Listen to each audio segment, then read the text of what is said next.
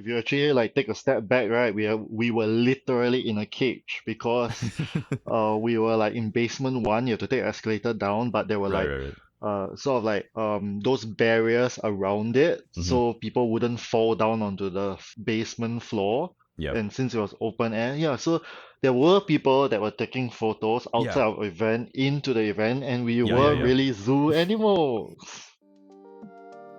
Welcome everyone to the Fox and Burger podcast, where we bring you closer to the Asian furry fandom, one episode at a time. I'm Michael the Matcha Fox. And I'm Burger. And today, we're returning to Singapore to talk with Sca and Decro, two of the main convention organizers for LIFC and LIFCO, respectively.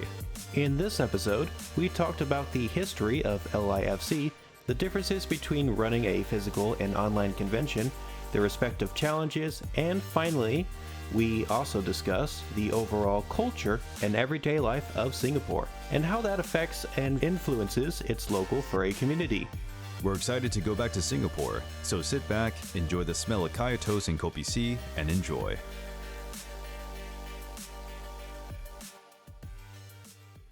Okay, so Scott and Decro, thank you for being our guests on the pod. Nice to have you here. Yeah, it's great to be here. Yeah, thanks for having us. Yeah, I remember like LIFC Online was like a few weeks ago, and part of the intention of this episode was to interview you guys about LIFC Online, but then also the physical LAFC. So really appreciate you guys coming here. Again, yeah, thank you for having us. Yeah, I'm glad we can share more about our local community here. And we're glad that you were free to hang out with us for a bit and tell us more about this fabulous event. Great, let's get straight into it.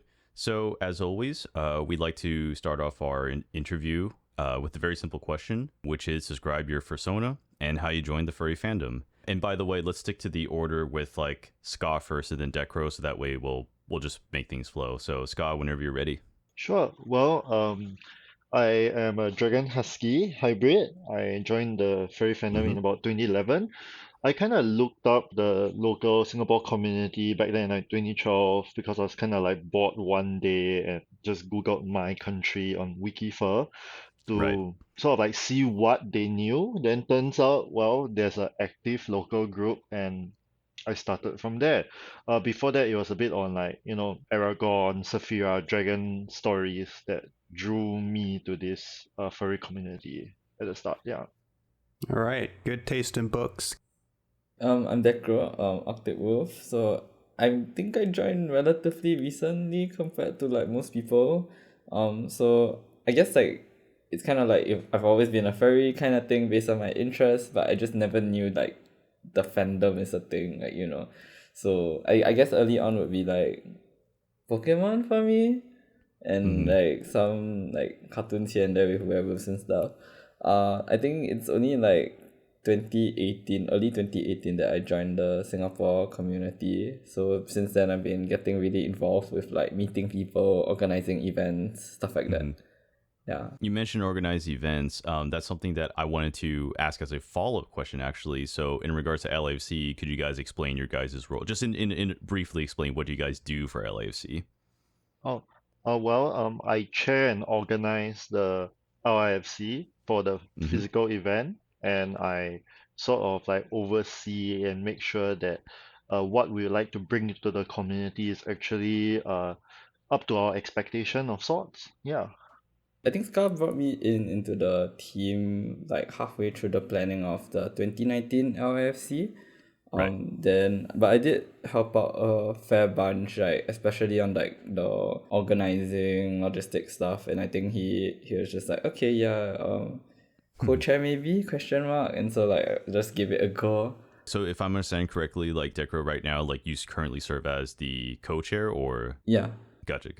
I think that's a great segue into our next section then. Yeah. In section 2, we talk about our guests and what they do. And for this particular episode, that's LIFC and LIFC Online. I want to go back to the physical con LIFC 2019. Without getting like too deep into the nitty gritty, can you please tell us kind of like the history of LIFC and like how did it like start?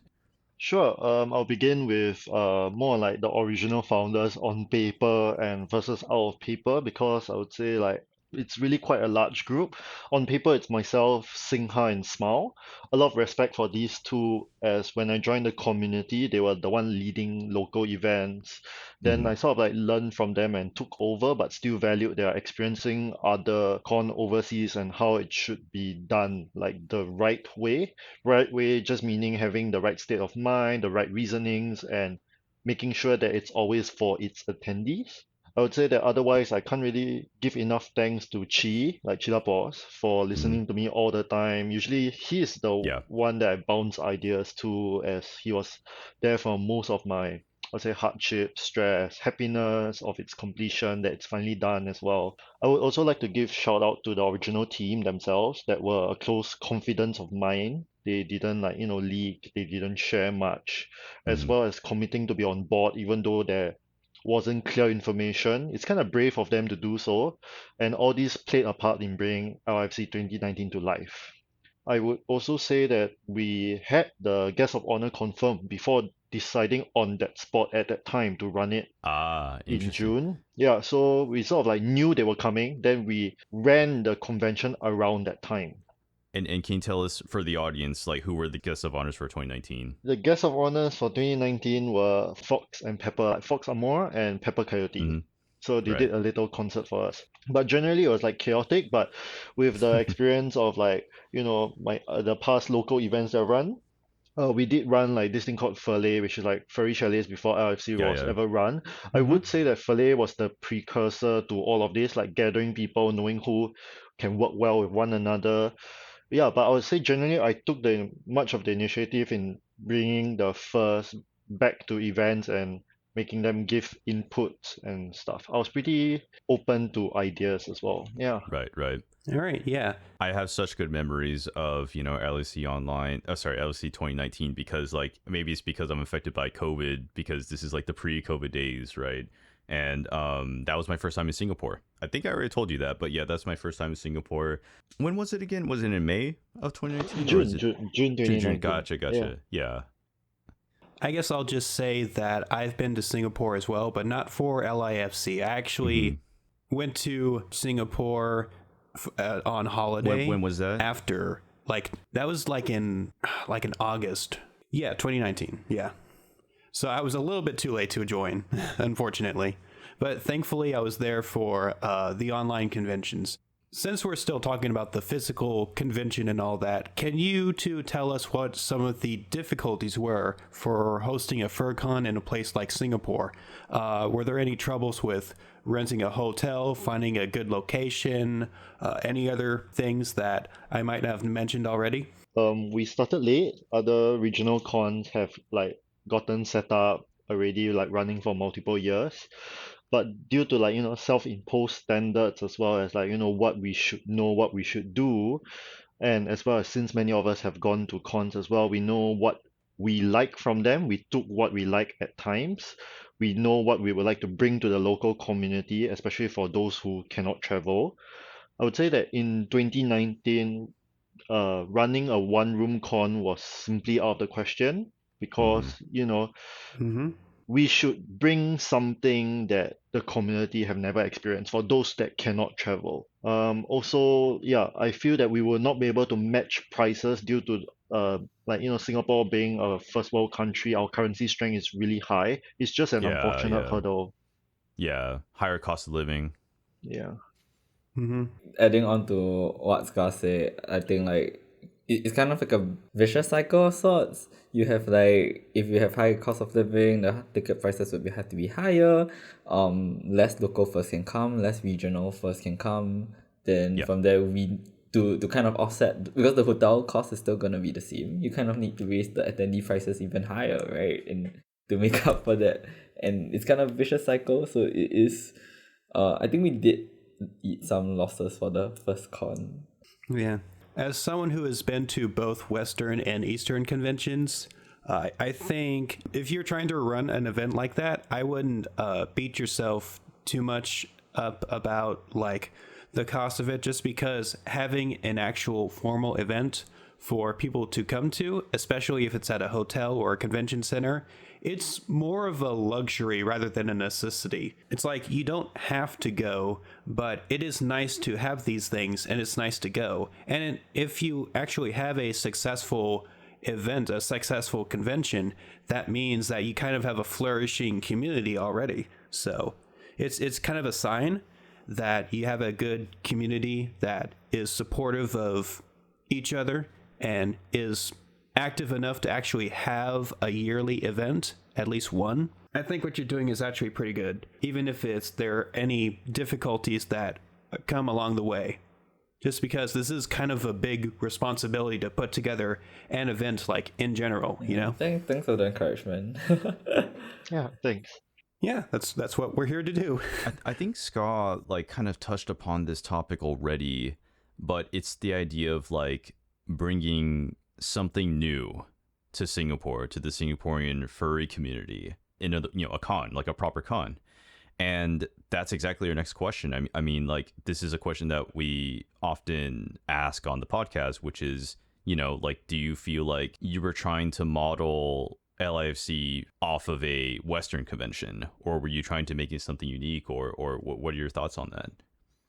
Yeah, on this, we did try to bring in like a Western con experience. Like mainly based off of like Australia or the US, or More on the like Purdue? US. Yeah, more on the US. Oh, okay, like AC. Yes, we brought like examples of dead dog dancers in. We tried to close it late Right, as right. well. But we also deviated because like I would say that we do not have a fursuit parade due to the crazy amount of permits we'll actually need, as well as like the weather in Singapore is yeah. like hot and humid. Wow. Is the government like receptive to that kind of stuff? Like, do they respond to you right away if you want to like get a permit to just walk through the city, or are they just like really, really bureaucratic and slow? More on a lot of red tape, such All as right, all right. let's say we are just going through the station, we'll need a permit for that. Let's say we Mhm. are gathering in a group of 10 and above, we'll need a permit for that. But Mhm. we have and will evolve in our own way, such as like we did have this thing called the zoo, where it's just a place for, furries, animals gathering together. I would say one of the unique points of LFC is that we do have like a board game section, which was a big hit within our local community. Like in the past, Mhm. we would host meets to go to those rental board game places, but we do have local fur juniors that actually bought a lot of all these board games, and have like this rental system. It's free, like people just come to con, they want to borrow these board games, they have fun. We provide tables, we provide the space for Oh, them to. yeah. You're talking about like the place in front of the coffee machine, right? In like Yeah. and then people are playing MTG. I saw a lot of people playing like board games and stuff. Yeah. I'm actually kind of a secret board game fan myself, card games, board games, deck building, all that stuff. Like, I'm fascinated by it. I just never have enough time to actually pursue it as a hobby, just because I'm not in a place where I could just easily go to like a board game or card shop, because I got work, I got like projects, I got the podcast to help with. I just got all this other stuff. But yeah, I think it's great to have something like that, because that reminds me of Furpoint over here in Taiwan, actually. That had a nice little section for board games and card games, especially since Michael brought the giant really Uno. big, Yeah, the giant Uno cards cards from the States, because the shipping was too high. But one of my favorite board games is called King of Tokyo. It's a bit Yes, I where love that game. you're a giant monster, and yeah, it really ticks a lot of boxes for some of the furries here. Oh yeah. Can you describe, like we'll flash up pictures when necessary, like if I can find pictures, or if you guys can find pictures of the venue, but like, can you describe the venue like a little bit more for us? Because like I think it was next to an MRT station, and then like there's like a mall attached to like the underground. But if I'm not mistaken, LFC was like, it looked like it was part outdoor, part indoor.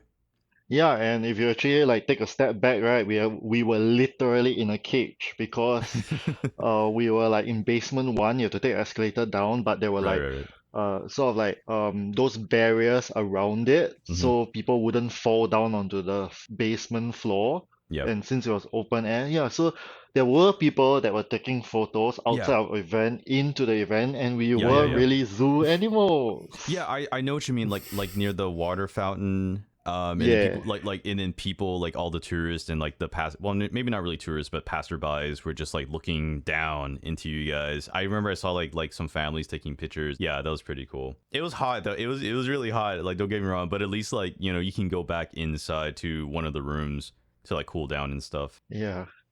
Was there anything else that you want to share about like the venue, the location that like stood out? The venue had a lot of fragile stuff like everywhere.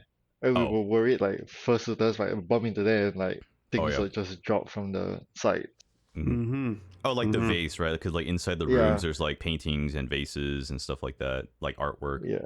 Oh yeah, I remember from the games, we had fursuit games at that point in time. Oh, so what yeah. I was just like, hey Sca, can we go and find people? Can we tell them to stand like between the fursuiters throwing like that giant plush ball and the vase, so like if they're kind of like goalkeepers, let's not break anything. Someone Yeah. told me about that. I think it was Coyote. Like I know there's like footage. Might have been Pepper Coyote's vlog where like he took the video of like people passing the ball, like playing hot potato or whatever. Yeah. That might have been a different thing, but like yeah, it didn't. I remember Coyote kept on saying, oh no, like we have like a lot of expensive stuff. We have like vases and valuables. We don't want people to, you know, to smash that or to bump into that. Yeah. But I don't think anything bad happened though, right? Like for the vases and stuff. No, I think everything was fine. I'm Yeah, glad. nothing happened. Yeah. Do you guys have a certain like favorite moment at the con that you'd like to tell us about? Like a favorite moment, a favorite story from LIFC 2019? Maybe Decro can start on this one. Mine is like the end of the event. Like, it sounds yeah, so yeah. bad. Oh, shoot. I think like okay, so for me it's like I love organizing stuff for the community. So like when you wrap up like everything and then people say like, oh yo, like, you know, that was fun, or like the panel you hosted was great, or like, you know, I think that's good because people don't really give compliments that easily kind of thing. So if they went out their way to tell you like Mm-hmm. they enjoyed it, I think it shows that, you know, like what you done has provided quite a positive impact on them. Yeah, so I think that's great. Like it's quite a fulfilling experience. I would say one of my favorite moments for IFC is the Guest of Honor concert as well as its talk show. I finally get to Mhm. host it as chair after watching Right. other cons for other years, like, you know, overseas con and their chair doing the GOH interview and stuff like that. I finally get to do it. Hooray! It's quite fun. It was like you and then like who else? It was like you, wasn't it? Like you, Karaoke. Yeah. you had Pepper and Fox. Pepper and Fox Pepper and Fox. on the Mhm. stage, and then like we're all it's like the main room, right? Like the main activity room, the big one. And then like what questions did you ask those guys? Like can you tell us more about that? Oh, wow, it's kind of a bit of a blur, but I think I did ask about their real life, a Mhm. bit of like what work do they do, things like that, how's life in general. How did they like Singapore maybe? Yeah. Like survival, what food do they like? Have they done anything Mm-hmm. interesting since they've reached there? Everything like that. Yeah. I would say we, all in all, we both agree that like, you know, hosting and running IFC was very fulfilling and that everyone had a great time and the sacrifice was worth it in the end. Yeah. I think that's great for anyone to hear, whether you're attending or staffing for one of these events. But now let's transition from the physical convention to the online convention. So tell us about your first thoughts or your first structuring, like planning and phasing for the online convention back in last year in 2012. What was on your minds? Would say at this point in time we have grown a lot through the additions of like Decro as a co-chair with LIFCO, FCO as a proving ground for testing ways to run like meetings, make it more productive and all, and how to run things in the future. I think has been a success so Mhm. far. Yeah, I think like the very first idea, I think we came up with the idea in one of our meetings for the physical. We kept having to push back the physical con again and again and again. And Right. I think it's 2021. We're just like, okay, is it even gonna happen this year? I think Scar suggested that. And so I think it's good that he did because I think my personal vision for LSC is that it's not just a convention that happens every year. but it's like it's more of like a community that happens all the time. So I think having an online event helps us to stay relevant to the community. I think that's pretty well put. And Decro, you mentioned in the last question that your favorite moment at the end was the end of the convention after everything had been a success and everyone was giving back their feedback and all that. So when it comes to the online convention, do you two feel like you succeeded in bringing the convention experience to an online audience through like a combination of like a Discord server and a live stream on Twitch? I would say, yeah, with the Discord being able to make unlimited rooms and people just going in and out of rooms, Mhm. like how you do when you are at a FurCon. Yeah, all in all, some people left with PCD, so that's a yes. Yeah, that's a good I sign. had a little bit Yeah. myself. I had a little bit. I'm a little bit biased because I liked the con and I was a panelist, but I had a little bit of PCD, yeah. And then I also was surprised by the internationality. I don't think that's a word, but the internationality of the con, because I think I met some Australians. I met like a British guy who I'm in contact now. Like I met them and we're just chatting back and forth. So it gave me that feeling that wow, I'm like, sure, it's a Singaporean based con, but I felt like there was like that sense of internationality, which I always miss about conventions. I think the funny thing for me is that I wasn't aiming for a physical con experience, because I think if we did, it would feel like it would just put the focus on it not actually being real. So I think where the my vision for it came from was I used to host a gaming nights in Singapore First chat. Every few months there would be like people get on host games, so it's kind of like the games. But then I guess like we brought in like the dealers there and panels. But we also brought in like way more stuff that you only get online. So this is where like the online platform does come into play, like the basking channels, the art streams. And I think it's cool because people got to engage the con in some way rather than just like sitting down experiencing it. Like, you know, someone might want to do an open mic system, and that's what the basking channel is for. You have the hangout rooms which are like really active chatting. Then the art streams are more chill chat. So like some people found the hangout chats very fun. Other people found it too noisy and then they hung out in the art streams instead. Yeah. So I think it's cool that there's something for everyone there. Yeah, that kind of choice is also kind of present in physical conventions as well. It's like you have something for everyone. So I think bringing that idea to the online version of the convention was a great idea. True. I think the decision to go online, I feel like it's the right decision. We saw several conventions go online in 2020.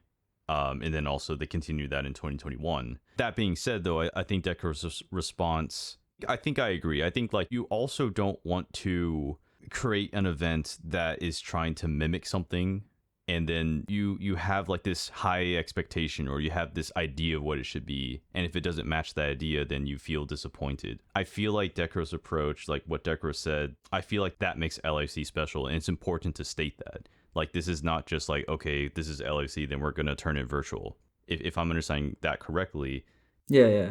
that's a more special approach. And I feel like it's also maybe in a sense more practical. It preps the audience, it preps the attendees to know that, look, this is something a little bit different. This is not just, taking one thing and making it virtual. You really want to make like a new experience. And I like that. Yeah, I think it was definitely quite an experience. We are actually planning to have it on. So once the physical con comes back, we do want to keep the online event running as well. Are you still planning, like when the physical con comes back, are you still doing like 2 online cons per year, or will you change it to 1, or? We'll just change it to 1. The team is not. Yeah, I was going to. That makes a lot more sense. Yeah. Yeah, I think it makes a lot more sense. Yeah. Do you have like a favorite moment of like, I'll use Sca's word, LIFCO 20 was it 2021 or LIFCO 2022? Do either of you have like a favorite moment, or? Wow. I like mukbang still. I enjoy that people manage to eat You in weren't front with of me. one another. I didn't see you in Yeah. the mukbang, in the one that I was in this year. I didn't see you. Were you in a different chat? I think you were in a different chat. I was hopping around, like Oh, right. as one of like, the ops people, we sort Yeah. of like have to go around making sure people are okay, making sure there's not much big disruptions, things like that. Hmm. I was working, whereas Decro is the one mingling at that point in time. Yeah, Yes. yeah. That's great. Yeah, I think for me it's like I enjoyed giving panels, so I had I think 3 panels at the last LIFC online. Hmm. Hmm. I think it's definitely different from like a physical panel. Because I give one at LFC, like the physical one as well. People are not going to be as interactive in physical ones. People don't want to be interrupting, the flow of a presentation. But like once it's online, everyone's just typing, so it's kind of like Twitch stream rather than a I like that. presentation. I like that. I think Yeah, it's more interactive and more engaging. yeah. Oh my goodness, it's so Mm-hmm. good. Mm-hmm. Yeah, it's definitely a different experience. Burger, do you have a, favorite moment? How about we ask you the question? Yeah, from either one, I mean, I don't want to do this to butter you up, but the drunken Volpine thing that you help host, I think that's probably one of the highlights of the Why? event. Well, why is that your favorite panel? It's just a nice little send off after the closing ceremonies. It's nice to just kind of hang out and have some drinks and tell stories, maybe do a little trivia. I think it's a nice idea. So I'm glad that you can bring that to LIFCO. I want to thank Sca and Decro for letting me do that because I thought I was going to get shut down, but I didn't. So I was like, all right, yeah, cool. No, you guys have worked hard for both conventions, and I think both Berg and I appreciate it. I feel like I was the only US panelist. I feel like almost everyone else was like Singaporean, maybe one Malaysian. I think I'm not sure. I think it's mainly Singapore, and you guys can correct me on that. But anyway, like as one of the few like foreign panelists at that con at LFC this year, 2022, I was honored. It brings like something new to the table. It makes like the con overall like enriched, I feel. And for people who can drink, then yeah, I mean, why not drink together and talk? I do just have one last question on this section, going back to talking about planning and organizing cons. Just based off of your guys' experiences, do you guys like have any advice for anyone starting a fur con or like a large scale meet? Ooh, okay. I would say large scale for me is a little different because you're there for one reason, like one day. It's Mm-hmm. doable on your own, or maybe with a friend or two to help you with like bringing the crowd here and there because you have to herd people around. In this case, I would say start small, build up your confidence, know Yep. your venue well and where you're getting at. But I would say like fur cons are a bit of a little like a whole different beast. Like you need to gather like first you need to gather like a bunch of like-minded people who believe in what you're trying to do. Yeah. You will not be able to do everything yourself, and you would sort of like need to plan for multiple large-scale events happening at the same time. Yeah, large-scale fur meets happening at the same time. Yeah, I think my advice would be like, it's gonna be a huge effort, so do it for yourself. Like, I mean, it's like everyone thinks like organizing like events for the community is for the community, and I do agree. Like, for me, a huge part of it is that. But then what happens next? Because like if you're looking for gratitude, you want recognition. That's not something people will. There's not something you get. Like in the end, it can be a very thankless job, and even if you are doing something for like literally free, like LFC online, there's gonna be one or two people who will ask, oh, why didn't you have this, or like the activities are not great, and Right. and it can be very disheartening in that sense. So like host an event, right? Because there's something in it for you too. Like, maybe it's fulfilling. Maybe you love interacting with people. Maybe you want to practice leadership skills, right? Or you're gonna draw, or you're gonna do something. Like basically have something in it for you so that you grow too. Like, yeah. Otherwise you're gonna burn out, and yeah. And how are you gonna care for a community if you can't take care of yourself? All right. That concludes this section of the interview. Let's move on to our next one. This is where we talk more about culture in general, more about Singaporean furs and Singaporean culture. Our first question is pretty standard. How would you describe Singaporean furs in general? Like, would you say that they're like outgoing, friendly, or how would you guys describe them? I'd say there are diversity, like there's a vastly unique hobbies and how all our whole entire community like comes from all walks of life. Right. We're a big bunch that managed to coalesce, like people with different skills, people with different interests. I would say all in all, like, it's always like the multiple cliques, multiple large groups that may not hang out throughout every meet, but the thing is that they still eventually all come together because we are a single identity. Yeah. I think to describe, I would say it's close knit. I know some people in the community think it like they see the Singapore first as very fragmented, but I think in any community there are always gonna be people who don't want to get involved, and I think that's okay. So for those who do want to get involved, it's very easy for us to connect. I mean, like we have a local Telegram group. People can very easily organize like, oh yeah, dinner tomorrow, and like people just travel less than an hour because Singapore is really small. Exactly. And, Yeah. and then you're hanging out. I think this is something that kind of lacks in other countries where like, oh yeah, we wanna hang out means like a 3 hour drive down. Like the fur meets that happen seems to be like you drive down for like 2-3 hours and then you hang out for like one afternoon and then you go back. And I think it's cool that in Singapore we don't really have like a distance barrier. Yeah, so it's really convenient. The way you described that puts me back to when I was back in Texas, living in a suburb a little bit north of Dallas, doing an hour drive all the way down to a random park, quite a big distance, like 30 miles drive, just to meet some other furries in a park and see fursuits and hang out and have lunch and all that. But usually that event lasted for like 4 hours, and usually people would hang out and have dinner afterwards at a local restaurant nearby. So it was more than just an afternoon, but it was still quite a journey just to get over there.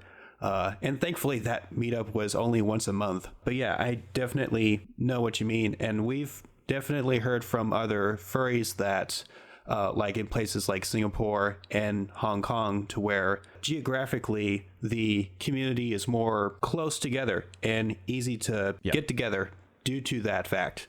Now, if we were going to broaden our scope a little bit and talk about Singaporeans in general, is there a defining characteristic of a Singaporean person? Like, in other words, is there something that you would do or behave that would immediately tell someone that you're Singaporean? Well, from my perspective, I feel like most people here are always in a rush. We speak really, really fast compared to Yeah. maybe some of our Western counterparts. And something along like pacing and flow of the day versus my time like in Taiwan, Australia, and Japan, there are really times which I feel like I could breathe when I was vacationing overseas. But back in Singapore, right, it's always like what's next and like how can we do it more efficient? Yeah, I would say efficiency is the thing Oh, yeah. for Singaporeans. Man, I still feel like people in Taipei, they walk pretty fast, and they're also very like time focused as well. But you didn't feel that when you're in Taipei, maybe because you're on vacation. Yeah, maybe because I was on vacation. It's all right. Yeah. It does seem like a rather metropolitan, big city kind of a mindset to be like fast paced. What's next? What's the next meeting? What's the next big thing? Where do we queue to go to this thing? It's like that kind of thing, you know? I think for me, the accent is very obvious. I think like Scar brought that up with the pacing. Or wait, is pacing with the way you speak or just like the mentality? No, pacing mentality. Thomas mentality. Yeah. Okay, well, if you're talking about accent, I think people have like it's very staccato. It's like a very choppy word. Yep. Sorry, I was using music terms. So it's like the American accent, for instance, like flows better. Like does it make sense? Oh no. Makes sense. Yeah, but like Singaporeans tend to like speak with like you can hear the beats of the words. I think that in Singlish, like the moment someone says "Why like that lah?" Exactly. So usually when we go overseas, like if you hear someone speaking like that either they're Singaporean or like one of the neighboring countries. I think you hit the nail on the head. If I heard Singlish, I feel like I wouldn't forget it, and I have heard Singlish before, so I think that's a defining characteristic. Like when a Singaporean or if you want to speak Malaysian English, sure. If either like a Malaysian Singapore leaves, Singapore or Malaysia and then goes abroad and finds another Singaporean Malaysian, I think it's easy to spot each other. But the funny thing is, I would say that I think like Sca's English right now, I feel like are you actually suppressing it? Because I feel like Decro's English just like thicker than yours right now. Oh, Yeah, definitely. yeah. No, I heard you speak English before, man. Like when I hang out with you, like when you talk to CP, like I remember like we had like dinner or whatever, like after Tie Tales. Yeah, like I know Scott can for sure, you can for sure speak English, but I think you're just like suppressing it for the audience. Of course, we have to Yeah. speak very concisely and clear.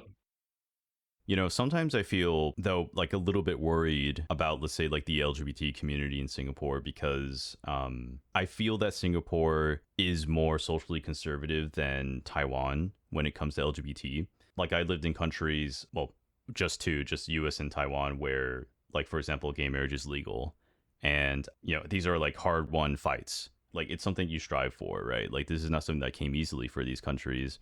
And so I'm wondering, like overall, like how do you see the LGBT community in Singapore? Like, can you describe it? Like what's the status? I would say that we do have like a local protests called Pink Dot held at Hong Lim Park, but it's only for Hmm. locals to attend because they a few years ago they did crack down on foreign investors or foreign powers trying to influence Singaporeans or like making it bigger than it is. Okay. With recent news from mainstream media, 377A, which is like a penal code, like a code of laws, is not actively enforced, but some might argue that it being present allows Hmm. discrimination to like low key happen. I would say our Law and Home Affairs Minister did reach out to like LGBT groups at times to sort of get the situation on the ground. The government has also expressively included in the Maintenance of Religious Harmony Act, which prevents any attack on any member of like the LGBT community as it Hmm. is Okay. because of his or her identity, especially like on Hmm. LGBT groups, that it would be an offense and would not be tolerated. So I'll say that in the past few years, these are some of like the progress that's been made. And like they also mentioned like, oh, LGBT individuals are entitled to live peacefully without being attacked or Hmm. Hmm. threatened in Singapore. Would say that all this thing all began because of some law implemented in 1938, like colonial era, Yeah, yeah. to prevent male prostitution during those periods. On the lighter side of things and how like it affects the furry fandom in Singapore, I would say that more than half of our community, I think, at least identifies as one of the spectrum of LGBTQIA, Hmm. but the law hasn't dissuaded anyone from trying to be their true selves, at least among each other.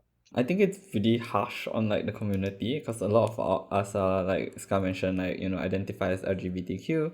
Hmm. So I think like it's very hard for us to express our love, our relationships like in public, online. Like even like something as simple as holding hands, you're gonna get like Exactly. stares and stuff. Right. And I think like Scar mentioned like the legal aspect. I think it goes beyond the legal. I think it goes into like society. So I mean, for instance, even if it becomes legal, there are a lot of older people who would kind of look down on it, even among some youth as well. And like they frown on it, they give us stares in public, and I think that kind of behavior is really hurtful to people because I mean, if you look at like what straight people are doing, like it's okay to hold hands, it's okay to like look at a very cute girl over there and then like, oh yeah, eye candy, but like Yeah. the moment you try to do it in any form of like, oh no, you're gay, it's not a really good mentality. And I think like the saddest part is that a lot of us internalize that discrimination, that we Hmm. feel we don't deserve to express that love. It's a very subconscious poisoning in that sense, and I think it's very sad. I mean, hopefully with like changes in the future, it will improve the situation, but I think it's way more than just like a legal change. There needs to Yeah, be yeah. a societal change. I have a I have a follow-up question. This I just want to ask Decro, this one specifically. Do you feel then that like the furry fandom in a sense is like a safe zone for LGBT furs who may not be able to quote unquote like show their colors to their parents or to their relatives or to people in the public. Like you mentioned the holding hands thing. Yeah. Like do you feel that in a sense it gives you like a way to be yourself, a way to be with your partner perhaps? Oh, I think most definitely. Like, it is. I wouldn't say the Singapore first community is like 100% safe, because I think in every community there's always gonna be some people who have an issue with like discrimination and stuff. But I think we are trying our best. In fact, I think the whole idea of like the furry community is honestly it's okay. It's so amazing. I'm gonna forgive me if I ramble on a bit, but I think it's really great that isn't that we can use like furry mediums to transcend like boundaries. Like some people, like if they identify as like a different gender, their personas can reflect that, right? If you have a partner overseas, you can still commission art of your personas together to express like the union, even though like this is not something that, for lack of a better term, normies can do. They can't take a selfie of themselves and then like we're together, I guess. It doesn't work. But like when you can like commission an artist and say, yo, like we are together now, like I think having that very visual reminder that you can just put on your phone wallpaper, I think that's like very powerful. I mean, for instance, me and my partner, we have like a lot of art together, and it feels good. Oh yeah, for sure. Yeah, and I think it's really nice. Yeah, like we do provide a safe space to express, and I think in turn it helps other local first as well. I mean local, international as well. So I think like when people express themselves through this way, it also helps like other people, other first as well, who might be feeling alone in their LGBTQ like relationships, where they being able to see like, oh, I'm not alone in this. Like there are other people in the community who are like engaging in this, that love is right, and like this, I shouldn't feel dirty, I shouldn't feel wrong about what I'm doing. And I think it like like I mentioned, there was this internalized discrimination, internalized self-hate. I think like these kind of expressions, like the furry platform has been a part of helping to reverse that, to start the healing in that sense. Yeah, it's always good to steer people in the direction of being more true to themselves rather than just doing what everyone else is doing. Just because, people are social creatures that have their own unique personalities. If you are able to bring that out, no matter what kind of medium that might be, then I do think that ultimately brings people more happiness long term. I agree with Decro here that I feel the furry fandom more often than not is a medium of expression, a way to express yourself. And if you are on the LGBT spectrum, I feel like in a sense it does provide a haven more often than not. I think it has been for me. Yeah, my family are fairly laissez-faire. They don't really care too much about like what I do as long as I don't do anything illegal. But I think like the furry fandom, it gives me an outlet to be myself. And I'm glad that Singapore has that. My next question here is something that we kind of like touched upon a little bit on the Karaoke and Hollywood episode, where it's like I feel that Singapore is this place where like East meets West. And I feel like, there's something to be said about like the British colonial heritage that Singapore has, and the U.S. of course was also a former British colony, so we also have this British heritage. But then inherently, like Singaporean is Asian, right? I find it so interesting that you have this country here in Southeast Asia at the edge of a peninsula, remarkable economic progress, political hardships, and yet Singapore has like forged its way, to be the country that it is now. That's impressive. I feel like a lot of us in the West, would find that to be something of envy. Again, you can totally correct me if I'm wrong here. Like the podcast is about this. Like, do you feel that Singapore, in a sense, like has this layer of being Western or Westernism, but at the core being Asian, or how do you guys feel about that? I would say our beginnings were lucky because we were a crown colony. Instead of having resources being taken from us, we had resources put into Singapore. It may feel westernized because we are sort of like an English is our first language country before our mother tongue. core feelings as Asians is still very present, as a lot of our neighbors and communities are from multiracial roots, Yeah. especially like, in our 10 years of mandatory education of respecting other cultures. There are classes for that called social studies. We eventually connect with our roots, thus we may seem East meets West. Yeah, I think like the whole East meets West thing, I think that's pretty true. Like I can see a lot of Western influence on like say like the types of media and shows that we consume, like the flavor of humor that we enjoy. Hmm. Then there are some things like, for instance, stand up for yourself, express yourself freely. That's tempered a lot by the idea of like community and like what we call face in Yeah. Mandarin, like lian, right? Which I think it's kind of caricatured into honor, like in American shows, it's like, I will do this for my family honor. But I think that's what the concept is. That's pretty much like if you do things like it's fine, like if you enjoy it, stuff like that, but don't do things that affect other people like negatively. Be mindful of like, yes, you can do what you want to do, like you have full free will there, but like there are gonna be negative impacts. People are gonna look down on you, and you need to keep that in mind. Yeah, I find Singapore so unique again, like, cause like you still have these elements of Asian culture. You have like things, for example, Chinese New Year. Like that's a thing in Singapore. Like if I'm not mistaken, the majority of Singaporeans are of Chinese descent. But then you have in Singapore, you guys call it Hari Raya, right? In the US, we call this Eid al-Fitr because we use the Arabic name. I think Hari Raya is Malay. Then you probably have like also like what, like I don't know the specific Indian holiday, but there's probably an Indian holiday that's celebrated in Singapore. Do you guys know what it's called? Deepavali, Yeah, the festival of lights. Diwali, right? Yeah. And in the US, we do have some of these holidays, but they're not official. Like Chinese New Year is not official. Eid al-Fitr is not official. These are celebrated by like smaller communities in the US. Again, because like the US is still a melting pot culture, right? We don't deny people the right to celebrate them. It's just not considered a national holiday. But that's what I find so fascinating about Singapore. It reminds me of the U.S. in a sense, right? You talk about like racial harmony. You talk about like trying to get along with other people who aren't like you. Again, at least for me, like well, I'm an American, right? So like those are things I also believe in. I believe in harmony. I believe in getting together. I believe in variety, multiculturalness. I like that in Singapore. Yeah. I think like the government wanted to be fair, so like they don't want to show like favoritism to any particular race, so they're just like, okay, you guys all get holidays. Exactly. Yeah. Yeah.